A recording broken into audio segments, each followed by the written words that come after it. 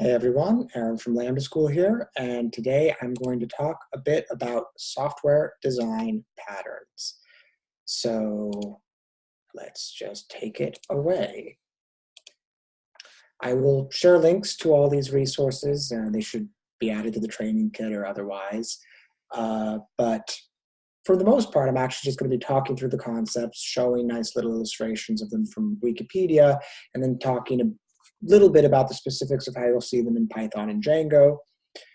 First off, just what is a software design pattern? Well, it's actually a pretty big concept. Wikipedia describes it as a general reusable solution to a commonly occurring problem within a given context.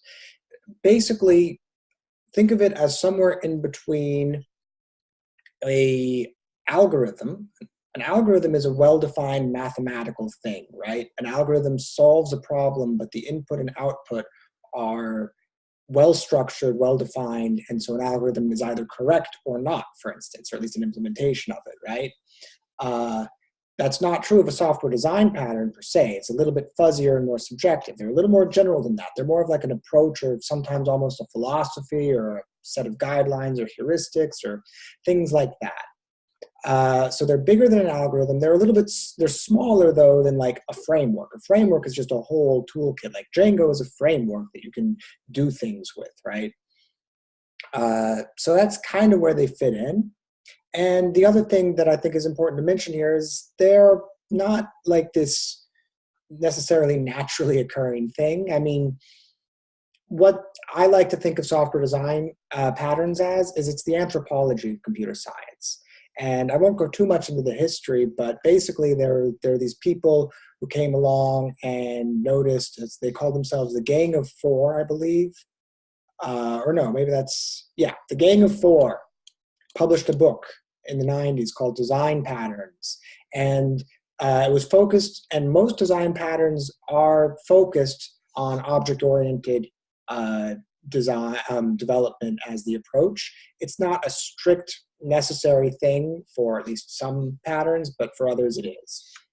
And the point is that these people were coming along in the 80s and 90s, but computer programming had existed for a while.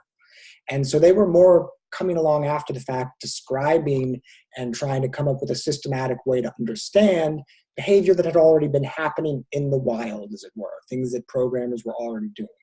So in that sense, they are natural, right? But at the same time, they've got this kind of, they're more descriptive sometimes than prescriptive, if you understand that. Descriptive means it describes how something is done. Prescriptive is telling you how to do it.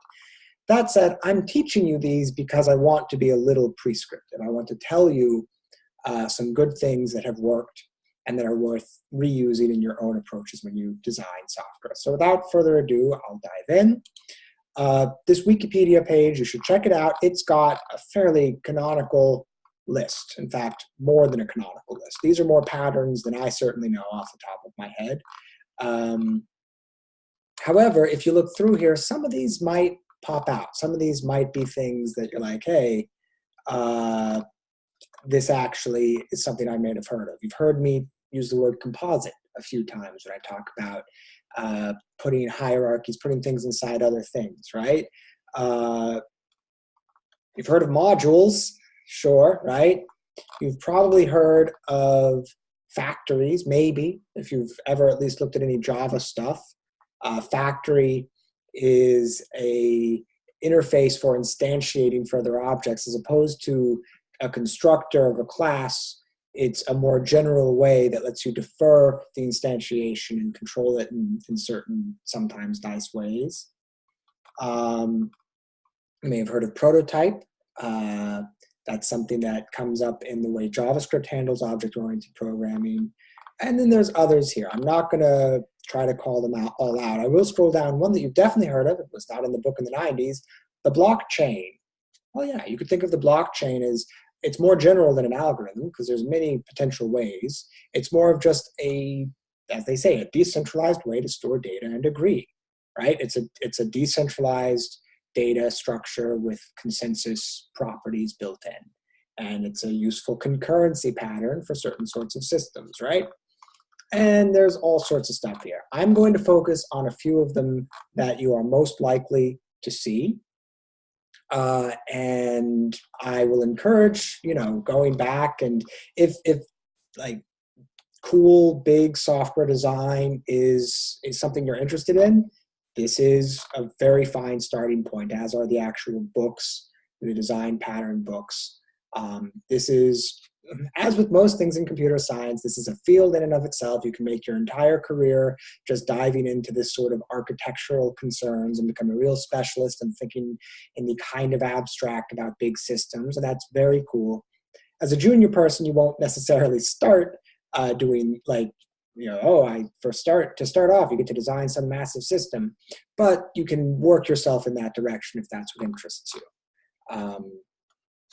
So onwards. I already mentioned factories. I just want to show an example, but at the same time, these are a little bit less, what I would say, idiomatic, which basically just means appropriate for. They're a little bit less idiomatic in Python and Django. You can have them, but Java is where it really happens. I'm only mentioning it because it's so huge and because, you might run into it. You might even get a job at a place that uses Java, and that's okay. So how does it work? Well, you can see here that in this example, there's a maze game, and there's, two modes. You can have regular rooms that connect to adjacent rooms, and then magic rooms that teleport you at random, right? And the maze game uses rooms, but it puts the responsibility of creating the rooms on its subclasses.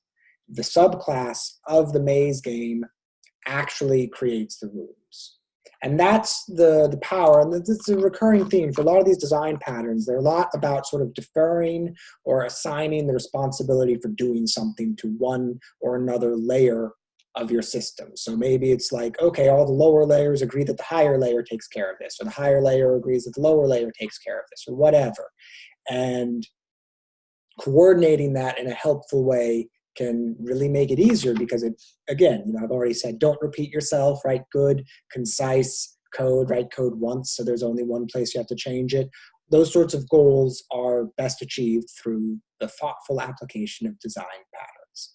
So if you look at this example, how does this work? Well, you have an abstract class, which works like the abstract stuff we've been talking about in Python, called maze game. And I'm not going to step through all the details here. The important part is there's a magic maze game and an ordinary maze game. They both extend maze game. They both inherit from the abstract parent class here. But they both have their own make room method that they override. And this is a decorator, by the way. I'll say that now. We're going to get to them again in a moment. They override the existing abstract make room method, and they do it differently. The magic maze game returns a magic room when you call make room, and the ordinary maze game returns an ordinary room.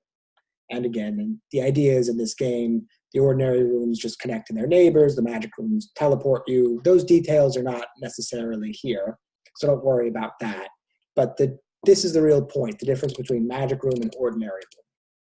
And this is the pattern where we are encapsulating the creation of rooms. Now, this can be taken much further. You can have actual factories, and there's some really ugly, there's some crazy code out there.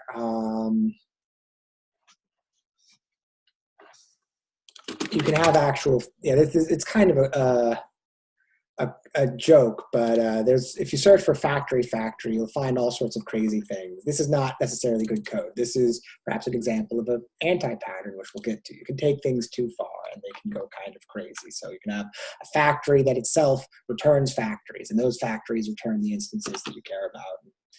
It's turtles all the way down, right?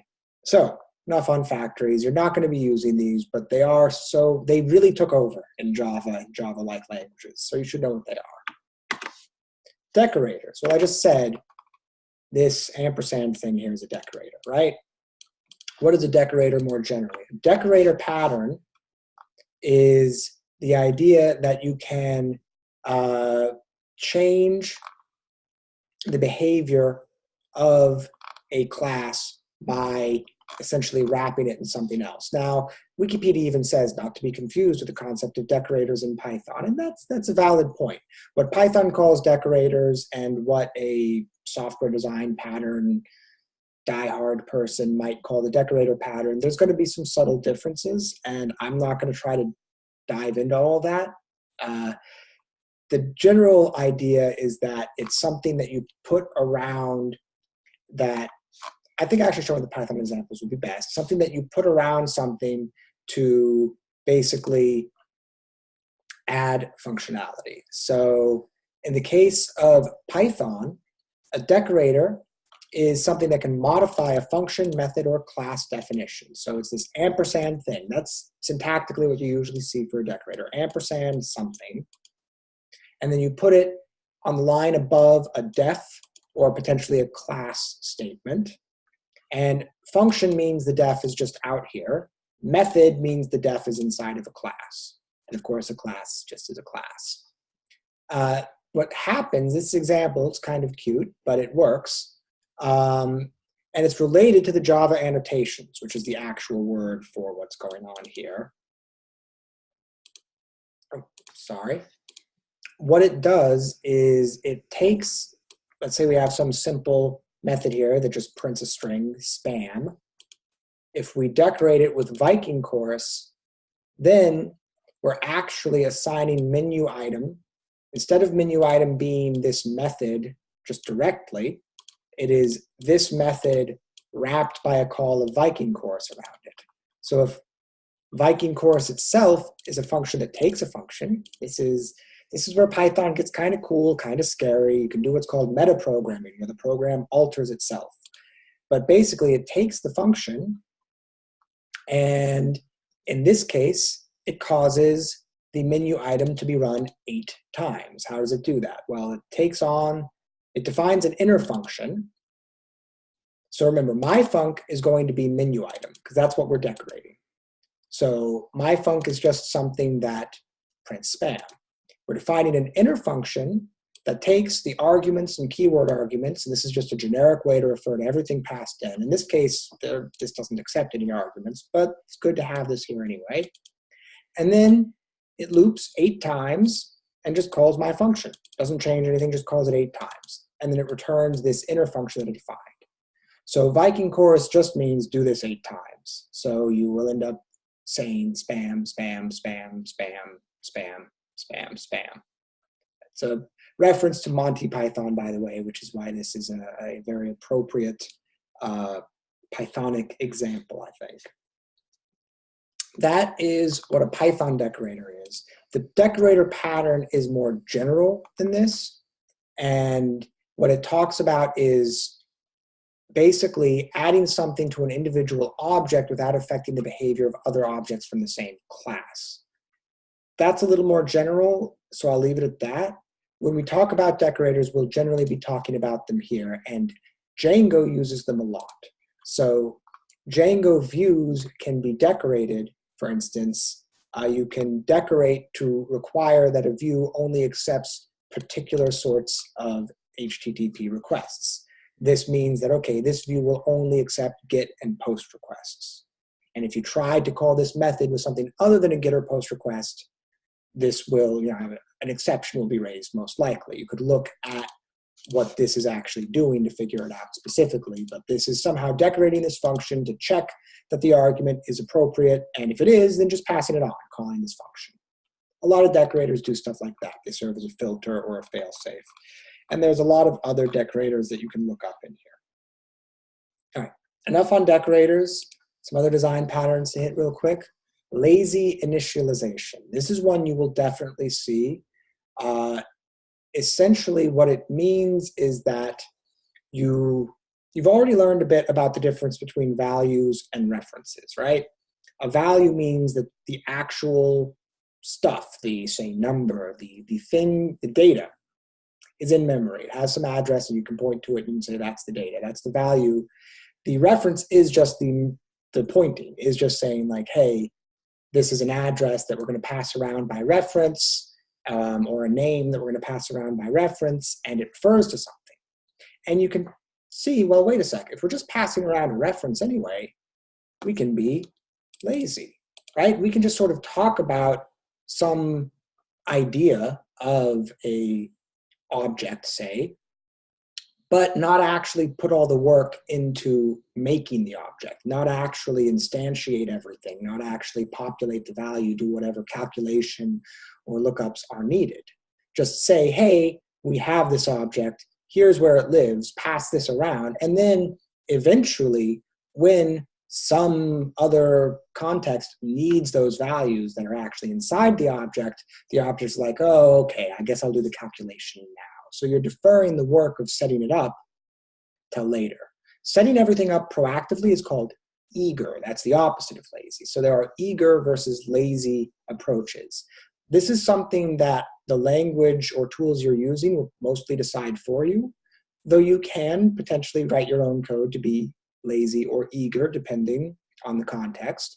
And I'm not going to say lazy is always better. It's not necessarily. But there are some specific situations where it really helps. So they even sort of highlight right here, if an object has properties that are rarely used, you have some sort of kitchen sink object that has a zillion things on it, but 99% of the time you don't use all of them, then lazy initialization really improves startup speed, average performance, etc. But there can be various, there can be costs too. And then their description for how this is achieved is you augment the getter. So if you remember back with object-oriented programming, I talked about getters and setters. Now Python is kind of minimalistic and doesn't really make you do these things. But if you wanted to make something explicitly lazy with Python, you could add a get method. So that would basically, you'd have your class and you'd have get var from it as some method. And what would happen is the first time it's called, so it would check if the var actually exists. And if it doesn't, it would make it, it would do the work, and then it would return it. And if it does already exist, it just returns it. It's kind of similar, by the way, if you recall from algorithms, to memoization. You remember how a memoized algorithm, the data structure for it was this sort of data structure that you could look things up in, and if it needed to calculate it, it would, and if it was already there, it would just return it. So it's a similar idea. I'm not going to talk through all the examples here, but there's a lot of good examples if you want more details. Do they have a Python example? That'd be nice. They have a JavaScript example. So maybe check out this one. This is not exactly ES6, but it works, and you can probably figure it out. I will leave that as an exercise if you wish. Onwards, there are tons of these. I'm just going to mention two more, really. The iterator pattern. This is really important because Python uses iterators, just built in heavily. You've probably heard me say iterator already by now, and that's because everything in Python, not everything, but a lot of the data structures in Python, lists, and even things, so lists, sets, tuples, and then even things like dictionaries, you can iterate over them, which is sort of like looping over them. But it decouples, as they say, the idea of an algorithm from a container. And so in practice, what this means with Python, so yeah, as I said, Python iterators are really built into the language, and there's this hidden magic method, iter, that you can actually define, and it's what a sequence has to return an iterator object. And then there's a next that gets called as long as there's another element available, and a stop iteration exception when it's out of stuff. And iteration, any of the for x in x's sort of stuff, that means that you're using an iterator.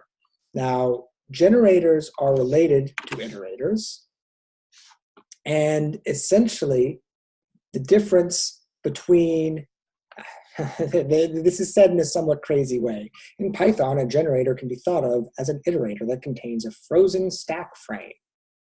What now? Really, what this means is that it's an iterator that produces what it needs indefinitely and doesn't grow in consumption as it does so, right? So this is, you can think of it as an extension of the iterator pattern. The iterator pattern is just saying, hey, we have this thing, we can go to the next, and you can see how that's general. That could be applied to arrays, to dictionaries, to any collection, any data structure that contains multiple things. Maybe they're ordered, maybe they're not. Sets can be returned in arbitrary order. Lists have an order. Doesn't matter. You can loop over everything in it. And a lot of algorithms might not even care the order, at least to the first pass, right? Generators take that further, and you could even almost think of it as being, at least in spirit, related to lazy initialization. This gives you all primes, but it doesn't put them all in memory at once, because that's going to be a problem. Instead, it will generate prime numbers as you ask for them. So it doesn't have a last, it doesn't raise a stop iteration at the end. And in general, you can just keep going. Now, in practice in your program, you're not going to want to just infinitely loop generating prime numbers. Eventually, something will just break or run out. But in principle, you could with a method like this. All right, iterators, generators, you will actually see those. And again, you can think of them as a general approach to solving a problem. That's the way to think of all these things. These are general approaches that are reusable to solve problems that you are likely to see as a software developer. You can put these together and say, oh, we're going to use this pattern to solve this.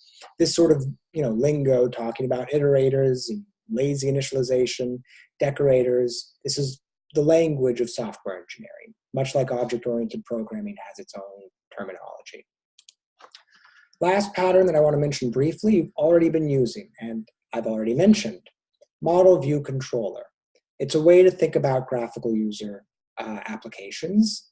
Now, it's more general than web applications. In practice today, we often are thinking of web applications, but any, like a desktop GUI app, could still have these pieces. And the idea is you have a user, the user does stuff, hits their keyboard. That input goes to the controller. The controller has, say, the business logic and manipulates the model. The model represents all the state, all the stuff that we actually care about. It updates and then returns data to update the view. The view is whatever's on the screen, the template, the GUI, the pretty stuff that the user sees. And then this loop just continues forever. In a web application, the controller part could be thought of as the actual routes that your web app is listening to, the API essentially. And then, if you want, maybe the forms that plug into it. But at a basic level, it's the routes and whatever interfaces you expose, your perhaps REST or GraphQL API. We will talk about this more later. The model, well, in Django, they're called models, but really this is also the database, which Django models are backed by the database, as you know.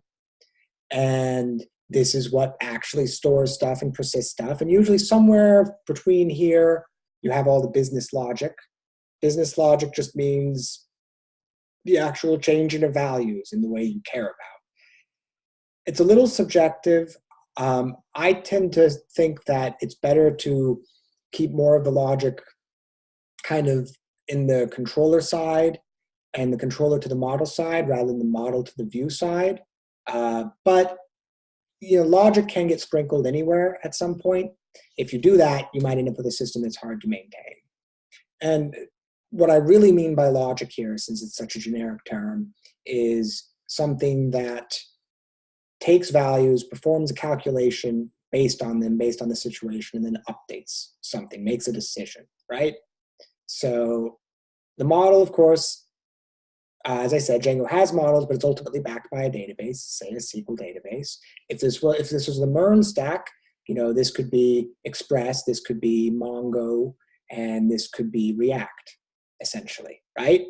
And we'll get to see soon in the Django the last curve of this MVC, but Django has built-in templating, and yes, you can also and should also use React to make it a little more interesting. So those are all the patterns I'm going to talk about for now. I'll let this sink in and give more resources as appropriate. Don't feel like you need to memorize all of these. As I said, I don't think anybody really has, but it's a good reference and you can sort of see what catches your eye. Some of these patterns really didn't take off. So some of them are like factory, and they did. Some of them, I don't know that anybody really uses the flyweight pattern all that much, right? Or the visitor pattern. That's a cool one, but I don't think I've seen it in real systems all that often. Now, after building a really cool system, you could, but I'm not going to talk about these less common ones. All the ones I've mentioned are ones that I've actually seen, like actually used in the real world and not just in a class somewhere. Just putting this out here, yes, as I said earlier, the blockchain could be considered a pattern. I'll just leave it at that. This is not about the blockchain. I do want to take a moment, though, to address anti-patterns, but I think that might perhaps be best done in another video. So thank you all for joining, and expect to watch another video about software design anti-patterns. Thank you.